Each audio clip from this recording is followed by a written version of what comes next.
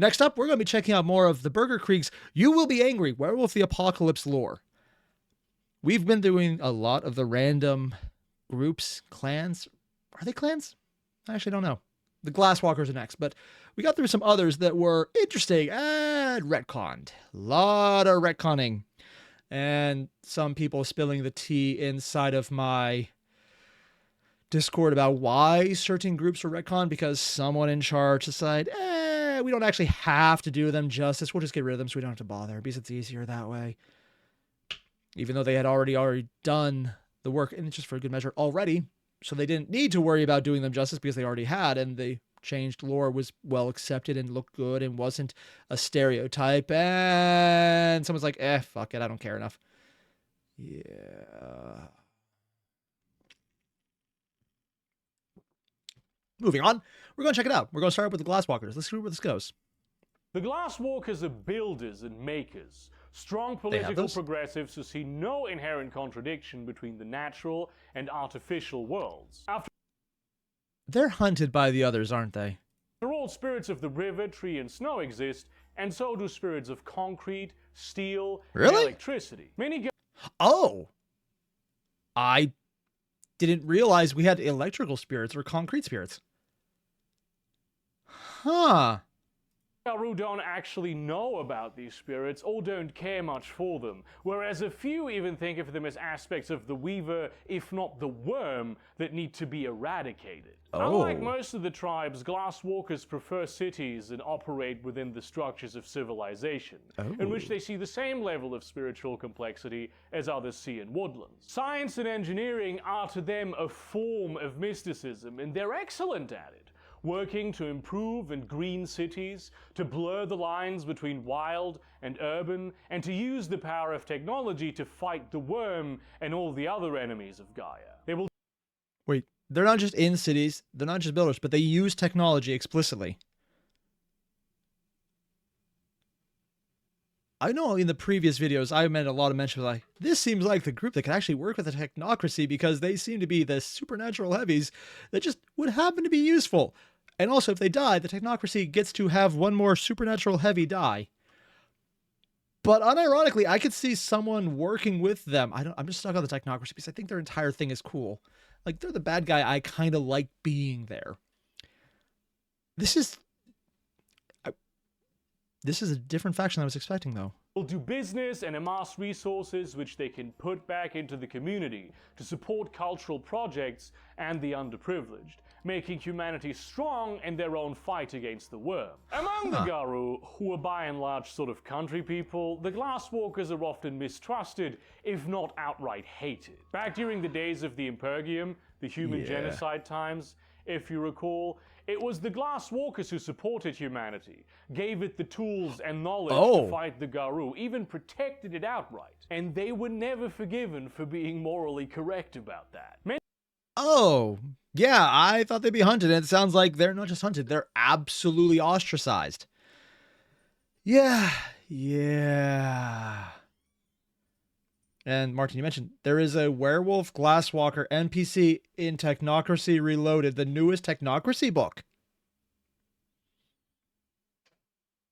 Okay. My random bullshit turned out to be aligning with reality. I'm not used to this. Huh.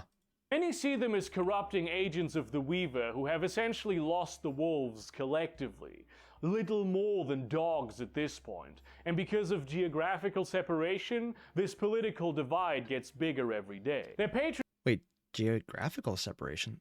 Where are they located then for that to be the case? Because I thought a lot of them were either in the Americas or in the European side, or Africa, Europe, Asia, they're all connected if you really get down to it. And Valeria mentioned they're not so much hated as heavily disliked. Yeah, that kind of makes sense. Patron spirit is Spider, a spirit of order, connection, foresight, and patience, which, though a nature spirit, is still metaphysically aligned with the Weaver. It's one of the animals that has... Wait, are you saying a spider would be aligned with a weaver? That spiders might even weave? Nah, I can never see that. That's so weird. thrived in urban spaces like few others, and favors the use of scientific and technological means, while at the same time banning the destruction of technological devices and the spirits that reside in them. In the old lore, they kept the thing where the totem is an animal that's very successful in like urban spaces, but instead of it being spider, it was the cockroach, which immediately is a lot worse than spider. So, You know, people have said a lot of things about how the 5th edition of Werewolf is bad. I think this is a change for the good, because a cockroach, no, nope, nope. I'm just gonna say nope on that one.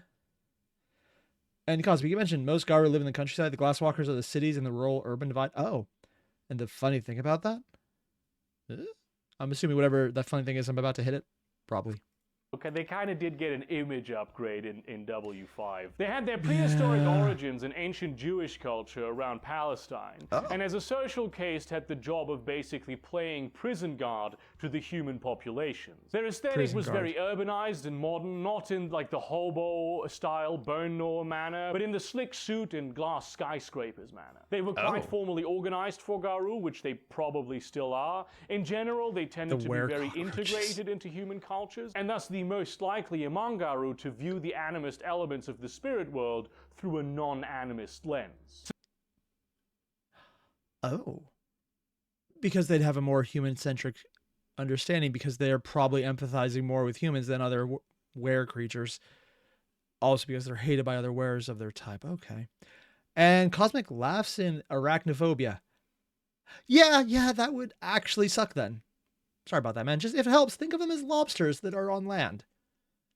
Because technically, I think lobsters are a type of arachnid.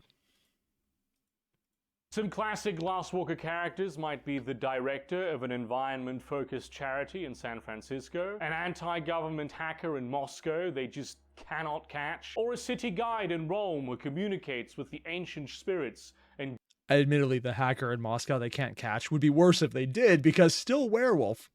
Ghosts of the city. The Heart Wardens are guardians and tenders of particular places. They dedicate themselves to a sedentary life as protectors of a certain patch of land and often its umbral counterpart, be it a neighborhood or a forest, an island, or potentially even a cave. They keep their home bases and sacred places of Garu society, known as cans, safe and clean. Heart Wardens, they're literally guarding. Home is where the heart is. Spelled differently than that, though.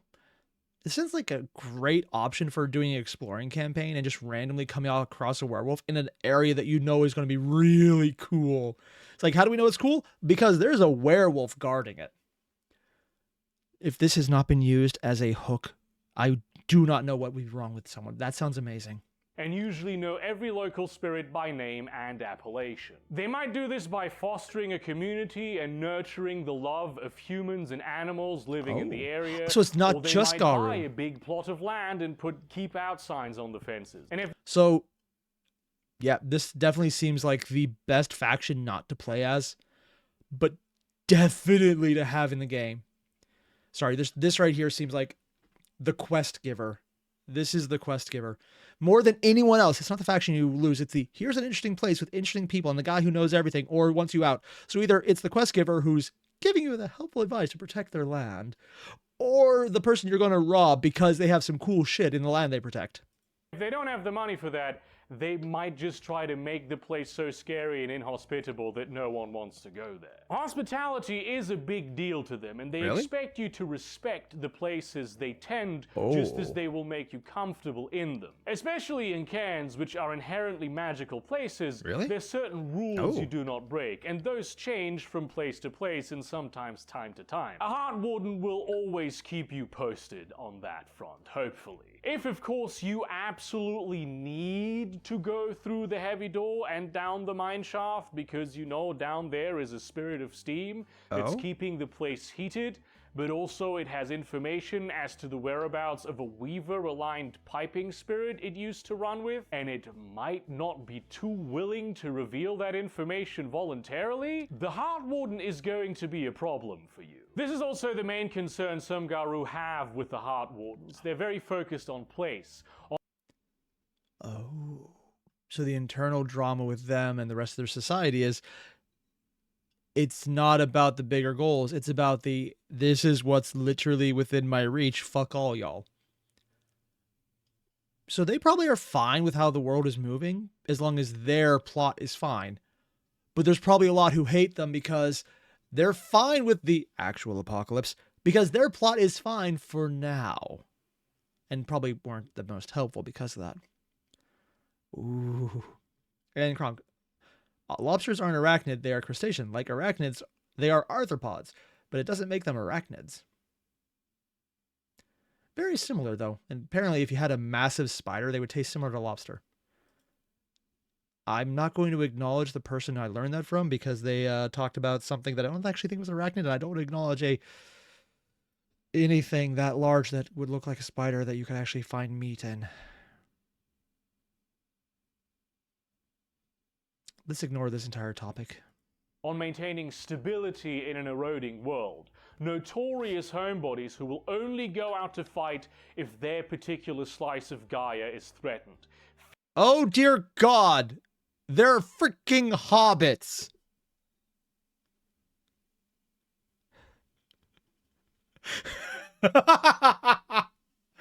Oh, I love this. Failing to see the bigger picture. Of course, everyone likes a warm meal and a nice place to retreat to, so the Heart Wardens are still a major political force. Yeah. Their patron spirit is Stag, the king of the forest, guardian of the peace there. He's associated with hunting Werewolf in some hobbits. Cases, but to the Heart Warden specifically, he's a symbol of stability and mutual existence with the land. He favors that relationship of respect, the give and take of the land helping you if you are kind to the land. And in my chat, I just have hobbits typing in stares judgmentally at me. And Requiem's just going, oh God, he's right.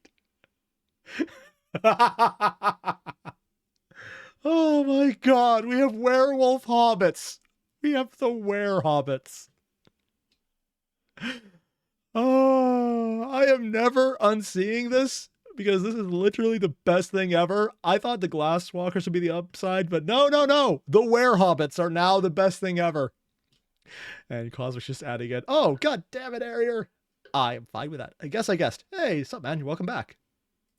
And at the same time, bans a failure to protect those whom you have offered the favor of your hospitality. In the old lore, the Heart Wardens did not exist as such, but they are clearly an approximation to the old Viana tribe, which had a greater focus on sort of merrymaking and a community spirit, but also an element of hospitality that was pretty big. Not to mention they had the same patron spirit and were strongly associated with fairies. They were one of those tribes colored by a single ethnicity, in their case the Irish, which one might assume, especially in the United States, would be a very common aesthetic affect.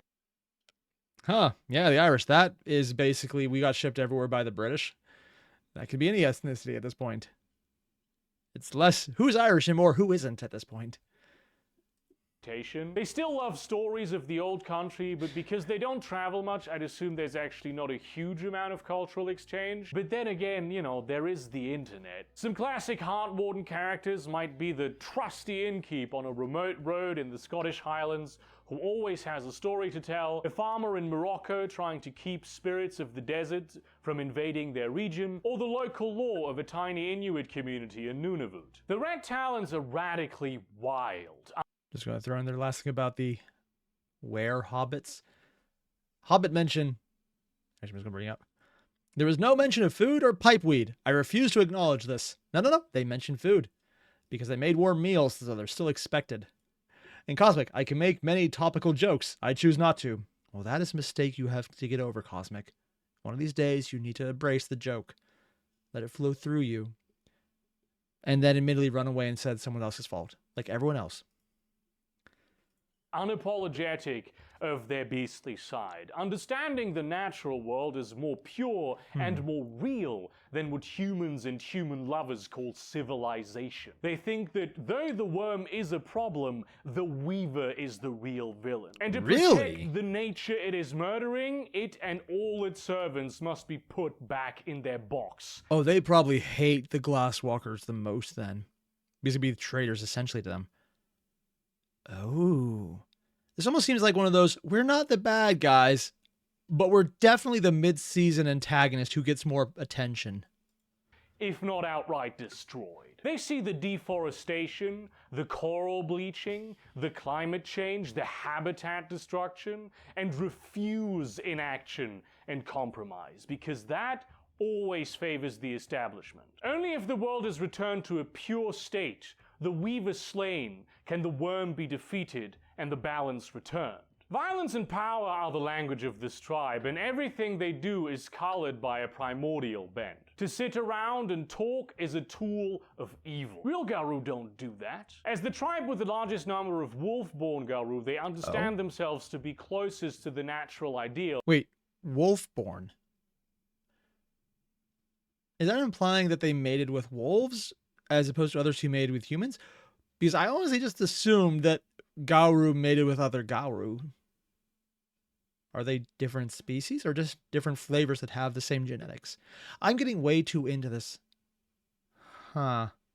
And Cosmic mentioned it's not even that they're radical, it's that they're slightly psychotic. Yeah, that does sound about right. Politically isolated because they feel like the rest of werewolf kind has lost its way. It's not that they don't know any better than to engage in wanton destruction, they just see the truth that terrorizing humanity is the only way to keep its greed in check. Though they can boast about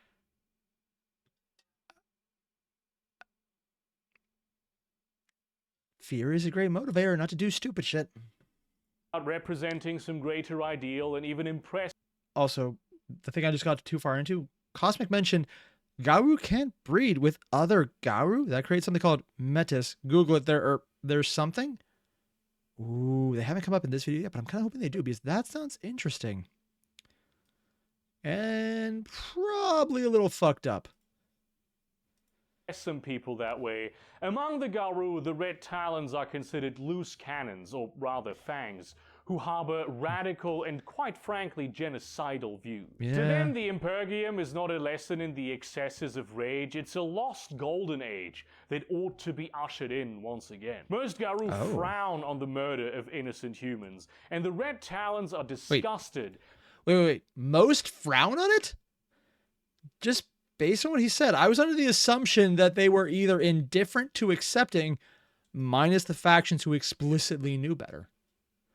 Oh. That those Garou would even consider the idea of innocent humans. Even babies harm the planet. They do not deserve to live. Their patron spirit is Griffin, a ferocious spirit of the wild who cares little for the trappings of civilization and thinks of itself as protector of all animals against the predations of humanity and the weaver. It favors the valiant fight, not giving up even when you're broken, and bans the use of science and technology unless you use that science and technology to destroy some aspect of civilization.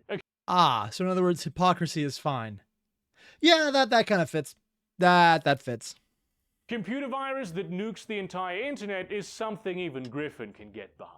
In the old lore, they were even more radical and extreme in their hatred for humanity, and actually comprised exclusively of wolf-born Garou, who eschewed most, if not all, technological trappings. They tended to refrain from fighting other Garou, but some tribes, like the Glasswalkers, were essentially seen as no better than the humans they love so much. Their aesthetic is then rather naturally natural. There's no cultural affectations because no human cultures were involved in it. And I think that's a solid way to still play it today. Maybe.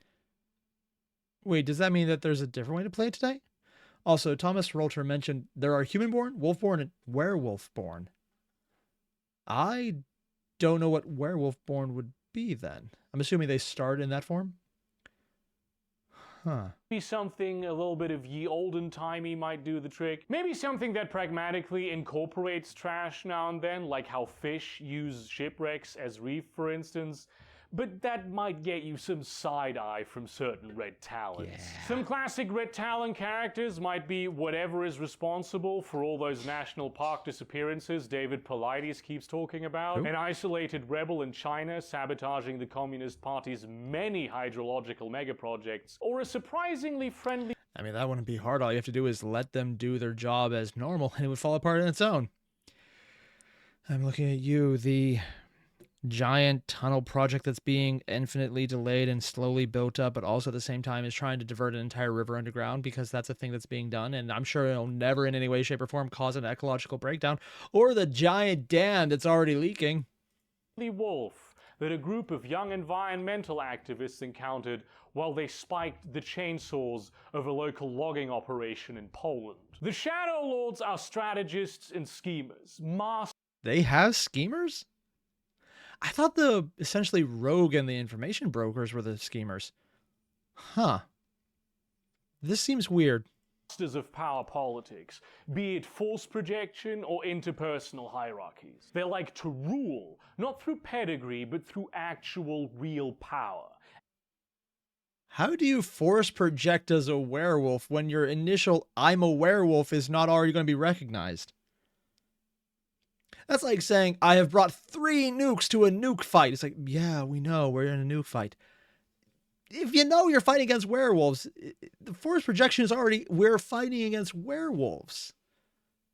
Unless we're talking about force projection with internal werewolf politics, which are apparently a lot more complicated, but also very straightforward at the same time. And real power, so the Shadow Lords say, can only be achieved by subjugating the weak and using them as tools in the most effective manner. To them, charging feudalism. That makes sense. blindly into the fray is not just stupid, it's a waste of resources. The worm and its agents utilize cunning and patience to implement their agendas. The Shadow Lords aim to ruthlessly outplay them, to defeat them utterly, permanently, dominate them, show them that they are not, in fact, the biggest power around. Symbolic victories are irrelevant in the fight against the worm. Shadow Lords will always focus on utilizing the resources of the pack in the optimal manner, to catch the enemy when they're off balance, Probably and to depends on the strike character. without mercy when the time is right. Most Garou will say they want to fight the worm by any means necessary, But what they mean is destruction of property and riling people up against the machine, not amassing wealth and political power, when that should be at the top of that list. Shadow Lords... So they're not talking about force as this is the werewolves who are going to tear you apart. They're talking about literally becoming the people in charge to force change, not to make other people agree to it. Oh, not how I was expecting that to go. So they're probably very in tune with a lot of human cultures at that point. take no pride in being fueled by rage, because what good is a craftsman that is controlled by their tools? If you want to rule through fear, you have to be Insert random joke about AI coding here. That's a little too on the nose. subtle. You can't be out there trying to prove how scary you are all the time. It comes off as desperate. It's sort of, I mean, it should be obvious why, even though their effectiveness is beyond question, many Garou dislike the Shadow Lords. Yeah, because it would come off as essentially the Glasswalkers, but more manipulative and asshole-ish about it. Yeah, I could see that. This is also one of those factions that I would almost assume you cannot play as, because their entire aesthetic is literally not someone who would go out into a campaign setting. Unless you're doing a high-stakes political rolling for charisma and thinking of unique ways to tell a narrative-style campaign, but that sounds incredibly detailed on its own right. Yeah. Might be a good overarching villain and or villain who's in the right. Think Auto Apocalypse from Honkai Impact. That kind of villain. And it's not just that they're a bit stunted in the empathy department. They are without honor, as Wolf would say. Ends justify the means type people who will seek power over their fellow Garou, almost by instinct, and expect others to be happy with their subjugation. Shadow Lords love hierarchy. They see even their allies as little more than tools to be used. And it's just not nice being one of those allies when that's the case. Their patron spirit is thunder, a terrifying presence, whether it rumbles in the distance or... Oh, so spirits aren't limited to just animals. They're actually allowed to take metaphysical or things of, well, thunder. So maybe like lightning. I guess if the electricity would make sense, there's thunder. Huh. And Marty, you mentioned these guys versus the Syndicate versus Pentex could be a fun game. Yeah, because at any time you could work with them or against them and have factions within your side pushing on either direction. Because it wouldn't be, here's our enemy, and more, we're working together, but we're also working against each other and need to find out which way is going which at any one time. It's like every action comes with a negative for one of the factions. You don't know which one, you have to balance that. Almost impossible to do as a pickup game, but something really thought out would be very fascinating. Is suddenly right there, bursting your eardrums. It's a dark and looming force, just like the Shadow Lords, and favors the manifestation of exactly that kind of intimidating aura. At the same time, it bans having that subtle implication of power dynamics threatened, so you better not go around losing fights with your inferiors. In the old lore, they were pretty much exactly the same. All about the power, the schemes, and the politics, and the weird culture of Darwinian meritocracy. They called Thunder Grandfather Thunder.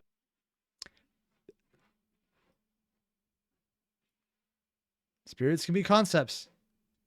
I mean everything. Electric spirits are glass domain. And dramatic effects and cosmic void both agreed. YouTube probably has a spirit, and objectively, it would have a spirit.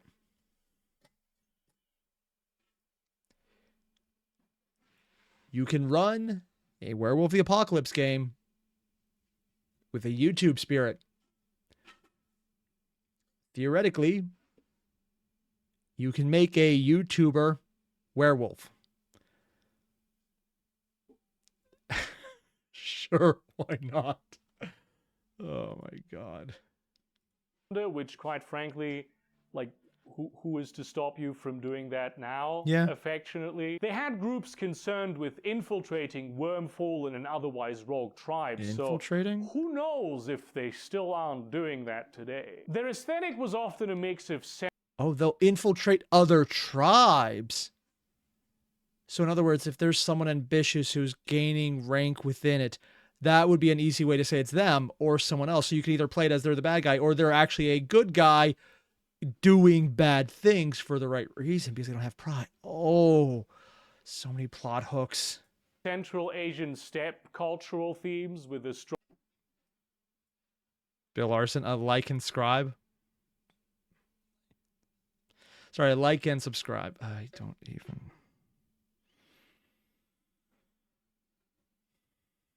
Have you ever seen a pun so bad you need to share it? Well, if you're hearing it right now, yeah, you just did.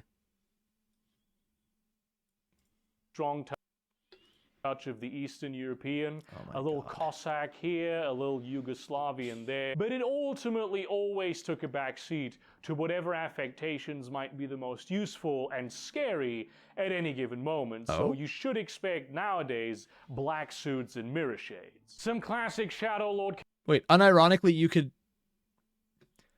they could cosplay as the basic agents for the technocracy.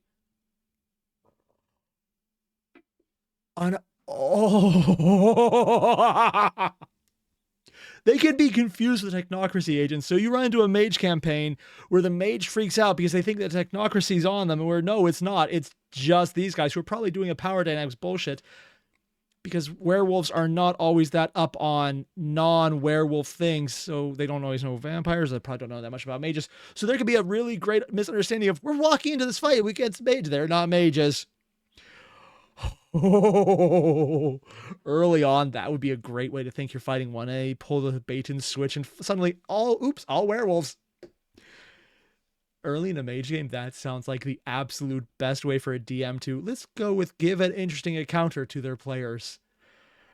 Oh, I love this thought process, and it would be horrible to do. Characters might be a local mob kingpin in Lagos who is not quite as bad as the others, a Vietnamese arms dealer who supplies certain rebel groups at a significantly reduced rate, or a judge in the Northern Territory of Australia who is at odds with the bar because they are very harsh in their punishment of polluting corporations. People live in Northern Australia? I thought that was just kind of like empty. Huh. Either way, though, I am going to be cutting this one here because I want to finish the next one up in the next video. So either next week or tomorrow. We'll see what happens. But this is so cool, man. I really thought the Glasswalkers would be the highlight of this one because they're the ones who get into technology and are actually protecting humans. But no. We have reached the absolute peak werewolf. We have werehobbits, man. This is the peak design because they explicitly are the guys who make the hot meal. I don't care. I'm sticking to this one and I'm okay with it. And I guess you mentioned people live everywhere. People live in islands far removed from everywhere else.